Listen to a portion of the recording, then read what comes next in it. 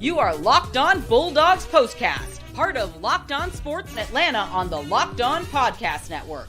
Your team every day. Welcome to the Locked On Bulldogs POSTCAST, your home for the best Georgia Bulldogs football talk. It's local insight you can't get anywhere but right here at Locked On. I'm your host, Tanisha Batiste. Alongside me is Jarvis Davis. Today's episode is brought to you by Gametime. Download the Gametime app, create an account, and use code LOCKEDONCOLLEGE for $20 off your first purchase. The Locked On Bulldogs POSTCAST is also part of the Locked On Podcast Network, your team every day. So Kentucky had Georgia on the ropes until late in the third quarter. We'll talk about why. And 11 was him tonight. We'll give you our thoughts on him and what this Dogs team needs to do to reset for September 28th. But first, let's talk about how the number one team in the nation managed to win its 10th straight game after trailing in the first quarter, escaping Lexington with the 13-12 win. So Jarvis, the Dogs started with another slow one. Just 5 plays in the first series before having to punt. Second series, much the same. But what happened this time? You know what? I think that for the first time, probably in some time, we've seen that Bulldogs offensive line get dominated up front. And when you think about what Kentucky, the type of style that they play with, Mark Stoops, he wants to be physical. And that's what we saw. We saw them getting in the backfield, breaking those guys down. We saw some guys get subbed out that we normally don't see. Ernest Green got subbed out with for Monroe Freeland at the left tackle spot. We know sometimes Freeland will come in for Xavier Truss at that right tackle spot, but we saw multiple guys getting subbed out. And when you think about it from that aspect, you got to understand that, hey, Kirby is letting these guys know, if you guys aren't going to play like I know you can, you are going to come out, because we are just that deep up front on the offensive line. And I think that was the big thing. That defensive line was getting the backfield, and then you saw Trevor Etienne having to make a move before he even got to the line of scrimmage, or guys just weren't getting any type of movement. And I think that it started up front for the Bulldogs, and they just could not block the Wildcats, especially in that first quarter. Yeah, I think you make a great point about the O-line really getting worked. But it was interesting because I didn't feel like they were just getting worked because the Kentucky D-line was dominant. And don't get me wrong, they were. But I also felt like there was a little sluggishness, almost like, hey, it took them by surprise, which Mark Stoops was prepared for. That's something that he wanted to do. And it seemed like they were on their heels and couldn't quite figure out why they were on their heels, if that makes sense. So as much as they prepare, as much as Kirby has been saying all week that this Kentucky team is not to be played with, and we talked about it even on our Bulldogs football party earlier this week, that this is a Kentucky team that, yes, when they go into Athens to play UGA, average margin of victory, 26 points. When they go to Lexington, average victory, 10 points. So Kirby wasn't just blowing smoke. Sometimes I know he blows smoke when he's talking about a good team. It was one of those where you saw that Mark Stoops had his team prepared, that they had wiped out the memory of what happened to them last weekend, and they came ready to ball. But it seemed like Georgia kind of thought that they were going to get the same version of Kentucky up front that South Carolina got last week, and that wasn't the case. Absolutely not, because that's the thing that when you look at everything, every time we will always want to talk about, I mean, it's good to look at film and see what teams do against other teams, but you always got to go back and remember that styles always make the fight. And when you talk about a specific type of matchup, when Georgia goes to Lexington, it is going to be a fight, because it's just how it works. It's just how it is. It's always been like that. And then we have guys like a Brock Vandegrift, and you can see he had a little fire. He was a little motivated. And, you saw Jamon Dumas Johnson, he was kind of a little bit more friendly before the game, chopping it up with everybody. Brock didn't want to talk to nobody. He said, I'm good. Yeah, I'll holler at y'all after the game. I already talked to who I need to talk to anyway. So I think that when you look at how these teams have played traditionally in their house, Kentucky specifically, you just got to understand that's what you expect. And like Kirby, he sounded like a prophet. He talked about it. He said, "Hey, this is SEC play. SEC on the road, anything can happen. And he even laid it out at the end of the game when he was talking to the reporter, the sideline reporter out of the game. He's just like, hey, this is what it is. And you got to give those guys credit. But he said, we definitely have to play better. We got some stuff to work on. And Kirby always gonna come back to, hey, we got work to do, fellas. Oh, yeah, definitely. Like you said, he wrapped that up with that statement and reiterated it because, as much as he didn't want to take credit away from Kentucky, I think you have to still leave some things at the foot of your own team, maybe starting with the guy who is under center, because Carson Beck did not have a good game. Now, when you look at it on paper, 15 to 24, not bad. 160 yards, not bad. But when you actually watch the game itself, you know that the bulk of those yards came on one drive, and that was the drive that started late in the third quarter and ended in the fourth quarter with a touchdown. But ultimately speaking, this was a very off night from Carson Beck. I felt like, Jarvis, he was a step slower in figuring out what the defense was doing, and that cost the Dogs a couple times because he didn't seem to know, okay, well, this is the pressure coming. Well, this is the scheme coming. This is what I should do with the ball when I see this coming. It just seemed like he was very, very much off his game as well. Yeah, when you think about that at one throw specifically, he kind of had dodged the rush a little bit. He kind of stepped in the pocket, reset himself, threw the ball down the field. Dylan Bell was wide open. All he had to do was just put it into the vicinity. It was going to be basket. Right. I'm just like, it was a quick 6. And I'm just like, man, I don't understand what's going on in this dude's head.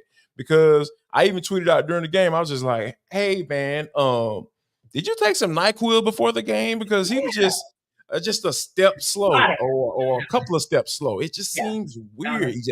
He just seemed off. And I think that, it's beginning to become more of a trend for me. I know a lot of people will say, "Oh, you're being a little bit too hard on him," but I'm like, no, my expectations are at a certain level for this cat because I know what he's capable of, and I think that when he doesn't get going early on in games, and Mike Bobo doesn't make sure of that with his play calling and the type of plays that he calls for him to get him going, it just seems like he just doesn't know how to get it going. And I think for me, that's an issue, especially when you have these big games. And I know we're gonna talk about it a little bit later on. When you have these big games coming up on the road again, within the next few weeks, this should be of a big concern for this team and Kirby Smart. Yeah, because it was literally like, in my mind, I was saying, whoa, Kentucky is creating the blueprint for Texas. They're creating the blueprint for Ole Miss. They're creating the blueprint for Alabama. How if you get Carson Beck off his game early, then you can keep him off his game for pretty much most of the game. And the only thing that was kind of the saving grace was the fact that Kentucky could only move the ball, but they couldn't really score, which is not going to happen with the rest of those teams. If you don't come out of the gates early with them, you're going to pay a big price. And you can't be like what also we saw, which was Georgia, not even getting into Kentucky territory until 4:45 left in the second quarter. And then again, like we said, that offense didn't get going until late in the third quarter, but it did. It did finally get going. What did you see that kind of shifted in that third quarter to finally allow the Dogs to put a touchdown on the board? Get a ball to Trevor Etienne. just give it to him. A run batter. Give the ball to one, because it was like right before the end of that third quarter, like you mentioned, there was a run play. He broke off to the left side, and then the next play, Carson Beck dumped it off to the right. He shook the shoes off of Jamon Dumas-Johnson and cut that bad boy up and went up in there. And then they turned around and handed it off to him again right before the quarter ended.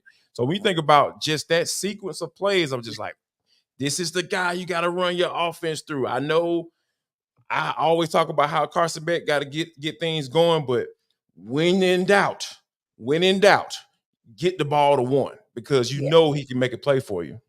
Yeah, absolutely. And he earned every single yard tonight. He was brutal. 19 carries, 79 yards, but he earned every one of those yards. And like you said, when in doubt, you got to go to one because he's going to help you to move the chains and get you closer to where you want to be, which is in the end zone. Now, one thing that did happen, which is so scary sometimes because it makes you feel like this is 2023 all over again. So you see Tate Ratledge go down after 31 straight starts in the second quarter. Like we said, knee injury, ankle injury. You see somebody in a boot, you see someone with a knee brace, and it's like, whoa, like that doesn't look good. But for you, Jarvis, how much of a loss will this be for the Dogs, depending on how long he'll be out? But it doesn't look like he's going to come back anytime soon.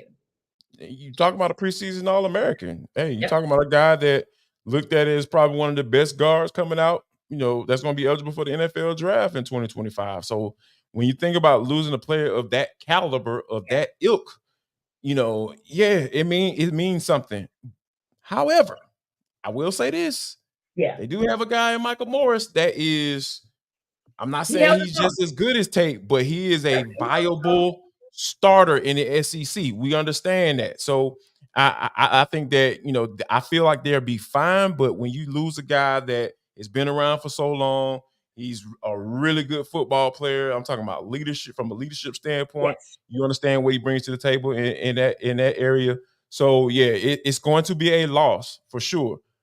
However, I feel like, Georgia is in that space where they have somebody that is more than willing to be able to step in and be solid in that spot.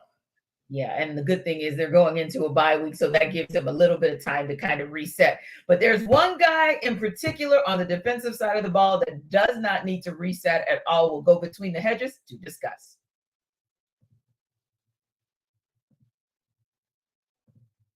This episode of our Locked On Bulldogs postcast is brought to you by eBay Motors.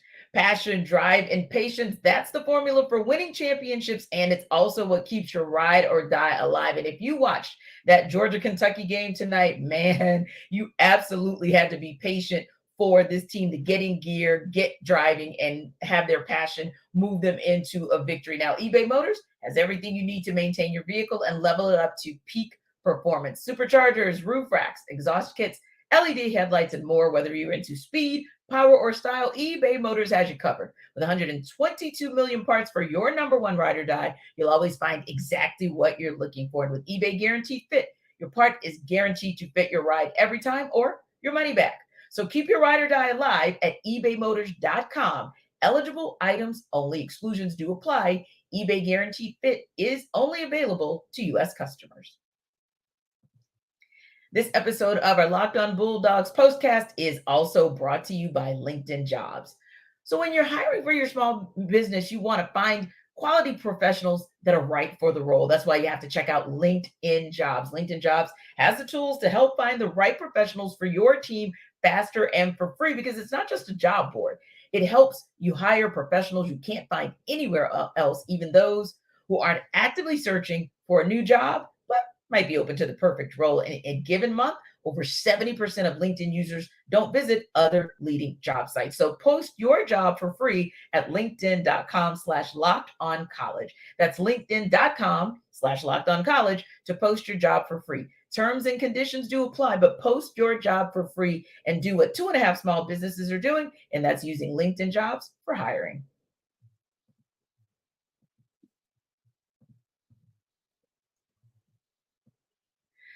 So we knew this was going to be a tug of war, right, Jarvis? We knew that this was going to be one that could indeed go down to the wire, and it did. But I felt like the defense was steady. It held steady, but there was one guy in particular that did more than hold his own, and that was Jalon Walker. And we've been having this conversation about Jalon Walker each and every game, but it literally felt like this particular game where we didn't hear some of the names like Malachi Starks, if you will. We didn't hear a lot about from the defensive players other players that we normally would hear from, but you heard Jalon Walker's name start to finish. And I feel like that maybe he was him. He was the guy that almost single-handedly kept them in the game until that offense was able to get jump-started. He was a backbreaker for Kentucky's offense. Anytime there a pass situation come about, I'm sure Brock Vandagriff was looking for 11. Yeah. And I like look, and I like how Glenn Schumann was using him. Although sometimes I get a little sketchy. I'm like, man, why don't you put the man right, line him up over the tackle, just let him go. But he had him, spying Brock Vandagriff, because we know Vandagriff was killing him with his legs, specifically on third downs and being able to move the chains more so in the first half than the second half. But Schumann definitely made some adjustments in the second half. Like, hey, all right, you know what 11 gonna be. He's gonna be right standing up and he's gonna be spying you. So anytime you break out or act like you about to get ready to take off running, he's coming for your neck. So I feel like Jalon was able to affect the game in both spots, right? Because we had a conversation about him. Hey man, I need him at edge right now. That's it. But this game they needed him to in both standing up and on the edge. So I feel like his multiplicity, on defense was exactly what the doctor ordered for this Bulldogs defense. And I think that, Schumann and Kirby, they know what they're doing. They know what they're doing when they are using him in both lights, especially when you got a guy like Michael Williams out and you're still trying to find at least one or two more guys on that defensive line that you can depend on. Now, I said one or two. I know another one that I feel like I said it coming into the season. He was a little slow in the spring because he was dealing with injuries. Ty Ingram Dawkins. So glad to see that he wasn't hurt because tonight. he was doing some things. Yes.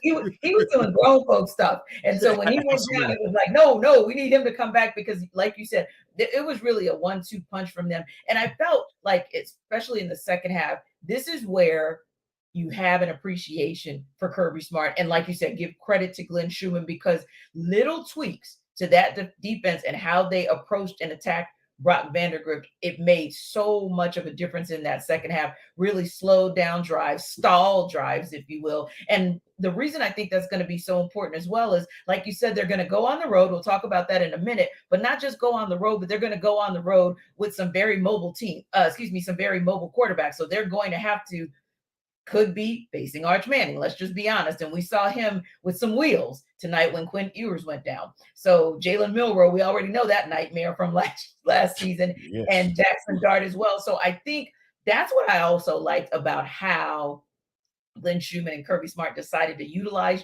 Jalon Walker, because those are the types of moves you're going to have to make with some of those problematic mobile QBs that can just make a decision to move out of the pocket in an instant and become a runner and just dart off and extend a drive. Yeah, that was basically their offense for the most part, right? And then we talk about the disciplinary things that came to light tonight. You talk about the penalties. Malachi Starks had that big penalty, to extend the drive in the fourth quarter. That could have come back to bite them against a better team. And then we talk about the missed tackles. Tackles. There was quite a bit of that. It was quite a bit of that tonight. So when you think about those disciplinary things, I know Kirby is going to get in the lab on those. And those guys are going to get called out for that, because we're not used to seeing Georgia doing things like that, the disciplinary things. Like there's one thing to be a physical matchup against them, a good matchup for them from a physical standpoint, but there's another thing for them to be out there missing tackles, getting all those penalties and inopportune moments. I feel like those are going to be a lot. They're going to be a lot of teaching points when they pop in that film on Sunday for sure. Yeah, exactly. Because it wasn't just 9 penalties for 85 yards. It was, as you mentioned, the critical moments when these penalties came. And I can remember one, and apologize, can't remember the play all the way, but I do recall it was one where, oh my goodness, I think Brock Vandagriff had taken off, but he hadn't gotten to the first down marker. And there comes a penalty. And then it was a receiver, same thing, hadn't gotten to the first down marker. Boom, here comes a penalty. And you just keep extending those plays. And I felt like they were very fortunate a couple times, because honestly, there were moments where I said, okay, well, are they going to go play action on first down and try to just really throw this ball down the field, take advantage of the dogs on their heels? Kentucky didn't do it. That's not going to happen with Texas or Ole Miss or anybody else that's coming up, to be honest, in the SEC. You give them an opportunity when they're about to give you the ball back, they're going to toast you.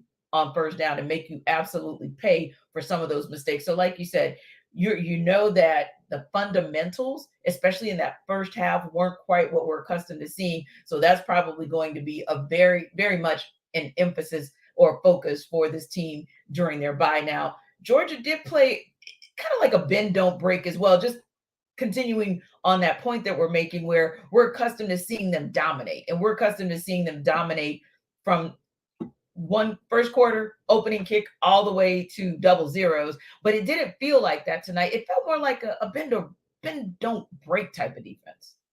Yeah, and I think that and it's so funny that we say that just lets you know how our standards are, because Yes. they still have given up a touchdown in 3 games. Yep. In 3 games. Still waiting. Still waiting for these guys to get in the end zone.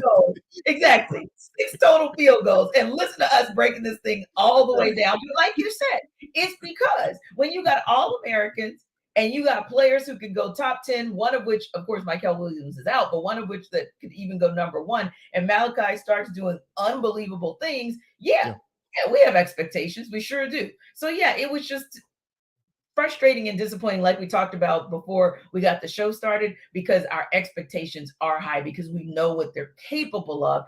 And we also know that these are the types of games, no offense, Kentucky, but these are the types of games where you need to like really work all that stuff out. Like make sure you get it all out of your system, not tackling properly, making careless penalties at inopportune times. Get all that out of your system now so that you can return to form when you return on the other side of the break. Now, Georgia escaped Lexington, but they also might be fresh out of something as a result. We'll talk about that in What's Next.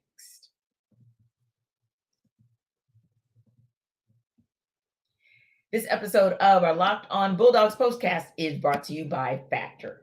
Fuel up with Factor's no prep, no mess meals. Meet your wellness goals thanks to the menu of chef-crafted meals with options like Calorie Smart, Protein Plus, and Keto. Factor's fresh, never frozen meals are dietitian approved and ready to eat in just 2 minutes. So no matter how busy you are and no matter how you don't want to miss a play in a Dogs game, you'll always have time to enjoy nutritious, great tasting meals and get right back to the game. So make today the day you kickstart a new healthy routine. I mean, what are you waiting for? 35 different meals and more than 60 add-ons to choose from every single week. So you'll always have new flavors to explore. Now head to factormeals.com/LockedOnCollege50 and use code LockedOnCollege50 to get 50% off your first box plus 20% off your next month.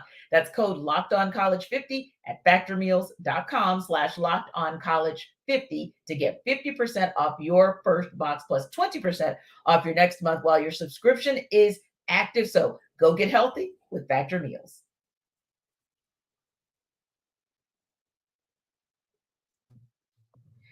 So listen, when we looked at Georgia eking out a win tonight, and then we saw what Texas was able to do with not one Jarvis, but 2 quarterbacks. They're like, yeah, you know what? I kind of lost Quinn Ewers because he had a little bit of an abdominal strain, but we got this kid behind him that can come in and throw his first pass as a touchdown and can actually be the one Manning that can use his legs. So yeah, Arch Manning did his thing tonight. Texas was looking like they not like us. UTSA, y'all not like us. They beat them 56-7. And it just makes you wonder whether or not we're going to see Georgia top the AP poll come Tuesday.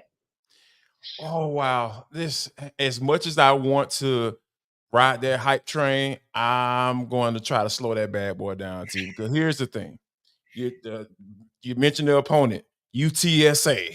They supposed to spam. They can have me at quarterback. Texas is supposed to hang 50 points on them. And also, when you think about it from another standpoint, I feel like they're going to get a lot more first place votes because we know how many people are just waiting in the wings to start writing about Arch Manning. Exactly. Everybody and their mama want to write about Arch. That's why I asked the question, because I'm like, you know, these people are waiting. Come on now, you know. But I do believe that, being that it's an SEC opponent, and it's they're going out on the road. That's why Kirby is continuing to say, hey, man, this is the SEC now. This is on the road, this is what we have to deal with. It's a knockdown, drag out fight. Each is depending on who's playing. Regardless of record or regardless of ranking. So I feel like Texas will get more first place votes, but I wholeheartedly believe that Georgia's going to remain at number one.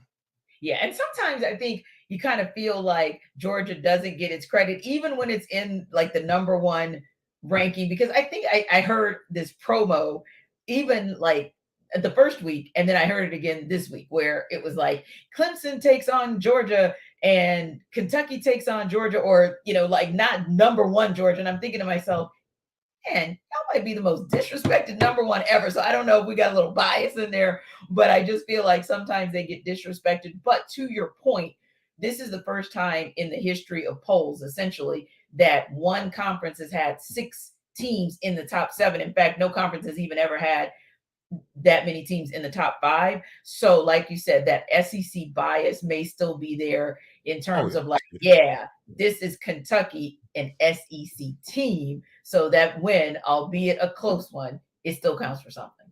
Yeah, I think that's kind of where it landed. And then Texas obviously is in the SEC this year for the first first time. So they might get that. They might get some of that SEC juice too. So but I feel like that, Georgia is still the number one team in the country until further notice. Exactly. Somebody got to knock them off. Right? That's the only reason. That's the only reason why I feel like they should drop out of that number one spot. But it's going to be interesting to see how Georgia handles this bye week. I really feel like there are going to be some things that they're going to have to work on and and focus in on, because they got to go to Tuscaloosa. Yeah. And I don't care if Nick's not there anymore. There is something there. Something happens when Georgia goes down there. So it's going to be a party for sure.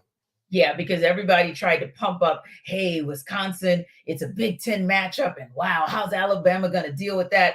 And even the 42-10, Jarvis, it wasn't really a 42-10. Like it wasn't even that close. It wasn't even that close. So yeah, you're right. Alabama still has a lot left in the tank, and they're still more than capable of giving Georgia a run for its money. And let's talk about that bye week and what you think on both sides of the ball. Let's talk offense. What is one of the things that you saw tonight where you said, yeah, you know what?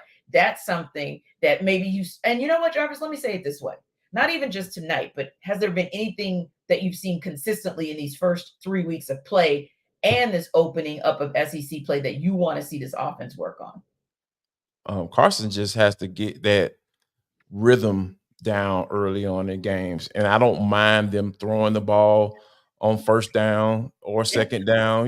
Get the ball out of the quarterback's hand, give him some completions, get him going. Like we talked about in the last postcast, like, hey, Mike Bobo have been listening to us because that's what we've been calling for. Get the ball out of his hand, get some easy completions, get his wide receivers involved. Like I want to see more of Kobe Young. The man can be counted on. He had that big third down catch. And he's massive, so. Right, and he's the biggest receiver they have on a squad, and he can play football. So real tackle football. So yeah, I feel like Carson Beck making sure that he's getting in the rhythm early in games, and you do that by having a specific type of plays within that script, right, to start games, and then making sure Kobe Young gets the rock. I still like what Dom Lovett is doing, but get Kobe Young the ball between the 20s. I know he's a red zone threat, but get the ball to him in between the 20s, because I feel like he has a physical advantage every time he lines up on the line of scrimmage. Yeah, I would agree with you. And I will say too, tight ends, get your life together. Like Georgia needs them to step up and do a little something, because I feel like at this point, when are we going to start talking more about Ben Yurosek? Like when are we going to be having that conversation? Now, we did have some conversation about Oscar Delp here and there. If he ain't gonna block, he ain't gonna be on the field. I was just about to say, if you want to, because that was one of the things I thought about tonight as well. Like we're accustomed to seeing that with Georgia tight ends. Like Sure. most of them, they do both. They can There's a catch pride that that ball. goes along with it. There's a pride that goes along with it. And I just felt like maybe the tight ends, mostly not so much Oscar Delp, but I felt like, hey, maybe you guys need to understand the expectations of a tight end at Georgia. It's a little bit different from where it is in the rest of the country. And that's why you get the kind of high level play like you get out of a Brock Bowers, because, hey, at the end of the day, there's an expectation for tight ends. Now, what about on the defensive side of the ball? Maybe something, whether it's tonight or something you've seen in the first couple of games that you want to see them work on? Just get healthy. Get Michael back. Get Warren Branson back. I feel like those Yeah. veterans, you bring those guys back into that rotation, it looks a lot different. And we still talk about our defense that haven't given up a touchdown yet. So when you bring those guys back into the fold, we talking about being but don't break, slat, borderline, dominant to dominant, elite 2021 type defense. So yeah, Yes. I think they just got to get healthy on the defensive side of the football, and they'll be fine. Yeah, I would agree with you. I think if there's anything that I want and appreciate, like I said, it was good to see Ty Ingram Dawkins come back into the game and actually have an impact, because that tells me that he's healthy. And Sure. like you said, they've got players, kind of keep seeing Warren Brinson almost there. So hopefully he can actually get over the hump and come back on the other side of the break. Thanks for making the Locked On Sports, or I say Locked On Sports, your first listen of the day, but we're talking Locked On Bulldogs postcast tonight.